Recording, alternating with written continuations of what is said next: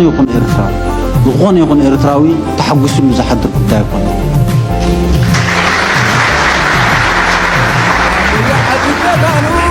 حدا زيادات خالق نايز قداء إذا حلا يقوينو بوليتيكا فتر بن أي قبأنا نا كلها نحلا في النفس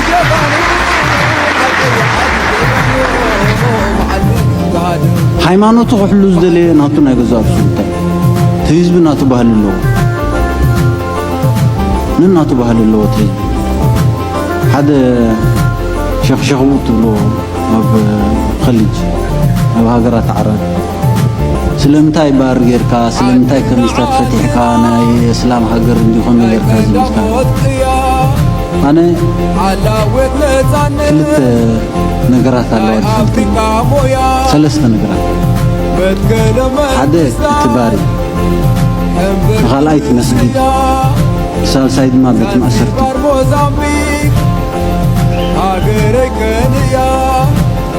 افتبار كيتاخ ستك علي ما يتست تغير بيراخد ست تغير وسكون كست تغير مسجد جيتك مس املاك اختر راخب تصلي تغير عبار كيدو صغره دحري نايسب مسر رقيسو تسالسيت معصل نبيت محبوس مالك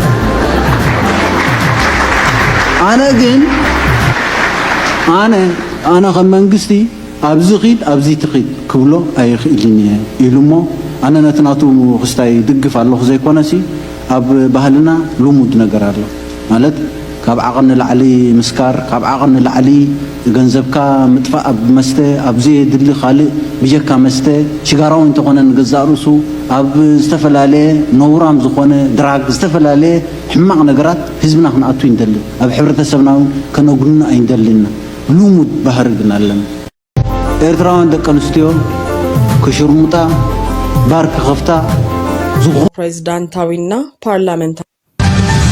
የአብይ የቅርብ ሰው የነበሩት የጊኒ ቢሳው ፕሬዝዳንት መፈንቅለ መንግስት ዜና በመንግስት መገናኛ ብዙሃን እንዳይዘገብ አብይ አዘዙ። እሁድ ዕለት በጊኒ ቢሳው ፕሬዝዳንታዊና ፓርላሜንታዊ ምርጫ ተካሂዶ ነበር። የምርጫው ውጤት ትናንትና ሐሙስ ሊገለጽ ቀጠሮ ተይዞለት የነበረ ሲሆን ሀገሪቱን ለሁለተኛ ዙር ለመምራት በመወዳደር ላይ የነበሩት ፕሬዝዳንት ኡማሮ ሲሴኮ ኢምባሎና ተቀናቃኛቸው ፈርናንዶ ዲያዝ ዳኮስታ ግን የምርጫው ውጤት ከመገለጹ በፊት ከማክሰኞ ጀምረው ሁለቱም በየፊና ናቸው ማሸነፋቸውን መግለጽ መጀመራቸው ይታወቃል። በዚህ መካከል ነበር ብጥብጥ እንዳይከሰትና ሁኔታውን ለማረጋጋት በሚል በመሃል የገባው የሀገሪቱ ጦር ከአንድ ቀን በኋላ በተደራጁ ከፍተኛ የጦር መኮንኖች አማካኝነት በዚህ መካከል ነበር ብጥብጥ እንዳይከሰትና ሁኔታውን ለማረጋጋት በሚል በመሃል የገባው የሀገሪቱ ጦር ከአንድ ቀን በኋላ በተደራጁ ከፍተኛ የጦር መኮንኖች አማካኝነት ረቡዕ መፈንቅለ መንግስት ማድረጉንና በኃይል ስልጣን መያዙን በሀገሪቱ ብሔራዊ ቴሌቪዥን ጣቢያ ቀርቦ የገለጸው መፈንቅለ መንግስቱ የተመራው በራሳቸው በፕሬዝዳንት ኡማሮ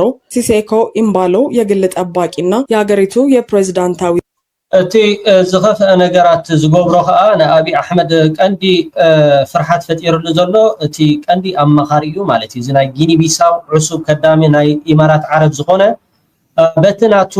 ሪፐብሊካን ጋርድ በቶም ናቱ ሓለውቲ እዩ ትዕልዋ መንግስቲ ተኻይድሉ ዘሎ ሪዘርቭ ዋና አዛዥ በነበሩት ጄኔራል ዴኒስ ኒካና ሲሆን ፕሬዝዳንቱ በመጨረሻ ፕሬዝዳንት ኢምባሎንም ተቀናቃኛቸው ፈርናንዶ ዲያዝንም በቁጥጥር ስር በመዋል ማሰሩንም አስታውቋል። በመጨረሻም ከፍተኛ ወታደራዊ ቡድኑ በትናንትናው ዕለት ጄኔራል ሆርታን ታምን የሀገሪቱ መሪ አድርጎ መሾሙን የገለጸ ሲሆን እርሳቸውም በቀጣይ ለአንድ ዓመት የሀገሪቱ መሪ ሆነው ለማስተዳደር ቃለ መሐላ ፈጽመዋል። በዚህም በጊኒ ቢሳው በመፈንቅለ መንግስት በኃይል መንበረ ስልጣኑን በተቆጣጠሩት ወታደራዊ መኮንኖች ከረቡ ጀምሮ በእስር ላይ የቆዩት ፕሬዝዳንት ኡማሮ ሲሴኮ ኢምባሎ ያለምንም ቅድመ ሁኔታ እንዲፈቱ የአፍሪካ ህብረት ጥሪ ካቀረበው በኋላ በአሁኑ ሰዓት ተለቀው ወደ ሴኔጋል መሸሻቸው ታውቋል። እኚህ ካሁን ቀደም ከአብይ ጋር በአካል ጭምር ተገናኝተው ሲወያዩ የነበሩት ፕሬዝዳንት መፈንቅለ መንግስት ከተደረገባቸው በኋላ ዜናቸው በኢትዮጵያ ሰማይ ስር እንዳይሰማ وبلا إثيوبيا تي في نخي زرقح خمونا بتستقلالي مسيحيات خمونا تنا جازيتات نخي زرقح إذا استم حلالي كله አብይ አዘዋል። እነ ኢቲቪና ፋናን ጨምሮ የሀገሪቱ መገናኛ ብዙሃን ይህን ዜና እንዳያሰራጩ በአብይ የታዘዙት ተመሳሳይ ድርጊቶች መበረታታት የለባቸውም በሚል ሲሆን አብይም ጀነራሎቻቸው ይህን እንዳያስቡ ለማድረግ አስበው የወሰኑት ነው። ከዚህ ቀደም የማዳጋስካሩን አመጽና የመንግስት ግልበጣ፣ የኔፓሉ ህዝባዊ አመጽና የቤተ መንግስት ትዕይንት፣ ከሁለት ሳምንት በፊት በታንዛኒያ የተደረገው አመጽ በአብይ አህመድ በነ ኢቲቪ እንዳይዘገብ በአብይ ትዕዛዝ የተሰጠባቸው ሁነቶች ናቸው። بشرح منليك كلتا تقراواي تفطير له بسمينن بدون حزون بشرحي نايشوا بمعرابن بمراغن كلتا تقراواي تفطر بدو قصون زلو راياون ناو ناول قصو خيد خغبر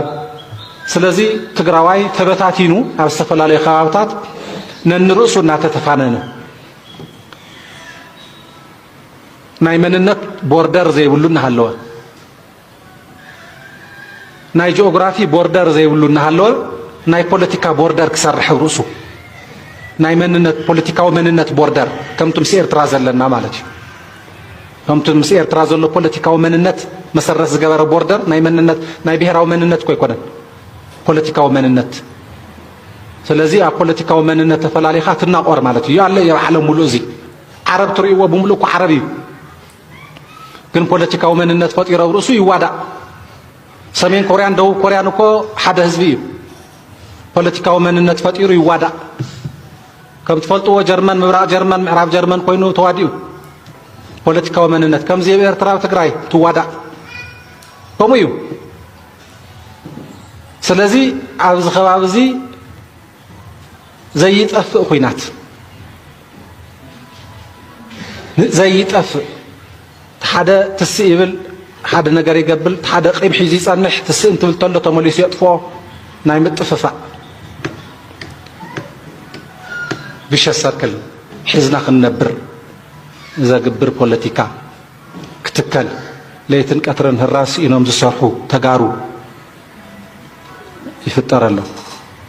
فلازي نازي ما أخل زقبر بسمم بريتوريا نزقول له زوزيني شرح تحت زمكن كايداتات سمم بريتوريا سلازخونا سمم بريتوريا زصاو تغبارات بصنعات مقلاس يدلب ابعته مخري زخونا ناي مسلينታት ሽመት محدر ሃፍቲ ዝምልከት زحقا ውሳነ ይኹን ጣልቃ ምእታው زي مقبال ابعته مخري بجتن كصدقا كابينيتاتن كዓ بجت كم حدرو أبيات مخري وديت غيرن سرعت بزلوا من قدي حفتي بسرعت كم استمحدر خقوات عصرا قدلتات تركب حتى تنتكرجا قصا إيان حق من قستاو سلطان توهيون هزو أمينو كلنا هيون كالي تأزازي دليا أجي زرع دلو كل زارب الله ما نايندلنا ساعته يكونن أيدليني سلامتنا وشت قوي سلامتنا وشت مرسام لمن تعلم ما موداتا انتاي دم مخلق الله قواي جبر اي جبرنا يكون عند الله سلامتاي دحرز كله تمكرو او كم زي مثلا نجر قلت الله بريتوريا مسيو بريتوريا مثلا بريتوريا نحن على ملكتناني بريتوريا ندقفوين نزرب له مخناتون يلم كناس مقارص بحال مسيو دحر بريتوريا دحر بريتوريا خد بحال قداي تاجندا اوشت تواصات دحزو انت تخون قال نجر بريتوريا جن تتكبيرون يرون تدخون تزتكبرون زخلو صلامات አይመጸም አሞዳታ ግን ተምነት بريتوريا ደዳለው بريتوريا وحف ضربيه ተባይሉ እንታይዳ ቅድም ቀዳድም ናይ አምሐራ አጽዋር አራግፍ حدش ኩናት መዋጅ ስለምንታይ አይደለካ تتغبر ስምምዕ ተግበር بزي وسدن كبت تصوار فوكس تصوار دبحال كما يخون مقياس كما يخون دبحال تزرزرات زي صبو اذا حماق يلزربل انقعد خوينا دوبله كوينا دويلو قاول نيو نابي قسكا تخيد كينو خوينات كتحسب انت زغل ورد حدقه نعوق تفوسوخت كل لك درعت سكمه حزبها خقلاقل خلالو خاو كمزي كاون ابو جن ده دلنا وشت مباس سلامتاينا وشت مباس خونا الله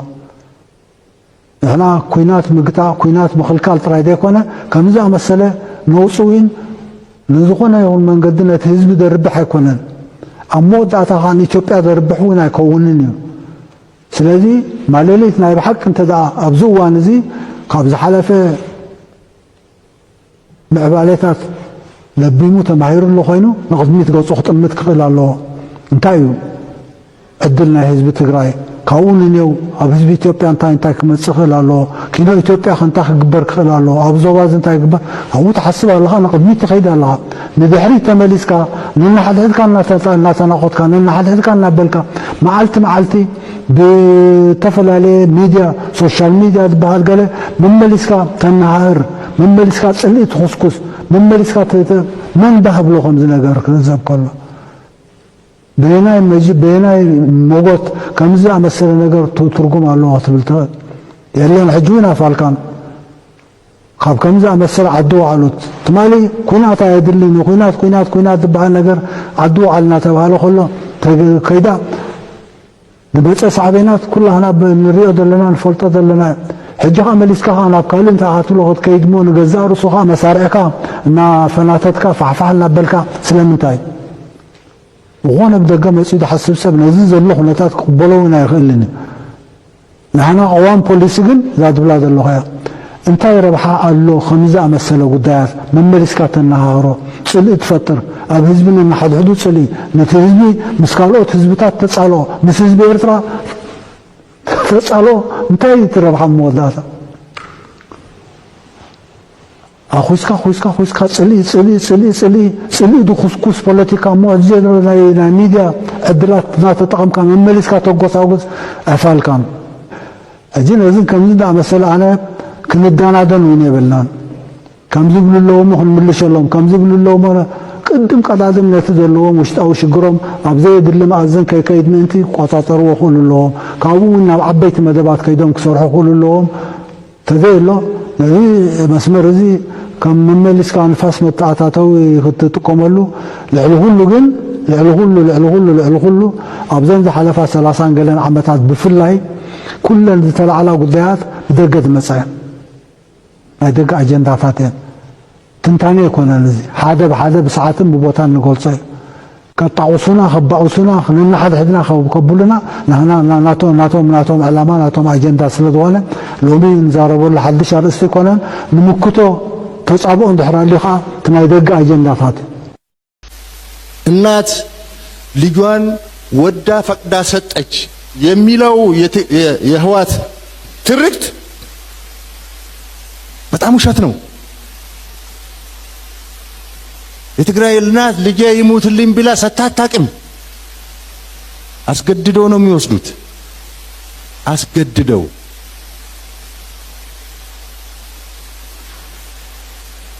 አወዳድረው አንቺ የጀግና እናት አንቺ የፈሪ እናት እያሉ ወጣቱን ቀሚስ ነው የምትመርጠው ወይ ሱሪ እያሉ እያሸማቀቁ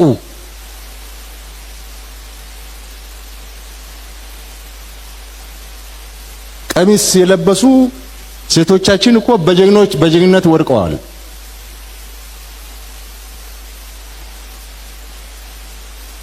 እንደዚህ ነው ቅስቀሳቸው። እንዲህ አድርገው ነው የወሰዱት። እንዲህ አድርገው ነው ያስለቀሱት።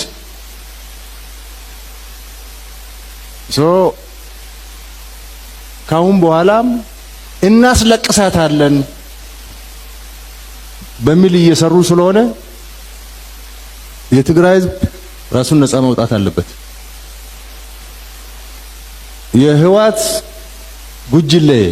ወንጀለኛው ጉጅሌ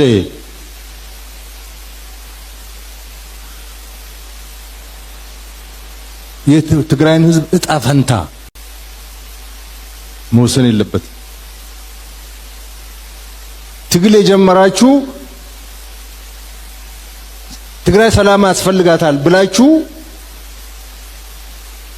ተደራጅታችሁ ተሰባስባችሁ መታገል የጀመራችሁ አላችሁ። በህዋት መንገድ አንመራም ያላችሁ የትግራይ ወጣቶች አላችሁ። እያለቀሳችሁ ያላችሁ እናቶች አላችሁ። ትግራይ ከዚህ በላይ መሸከም አትችልም።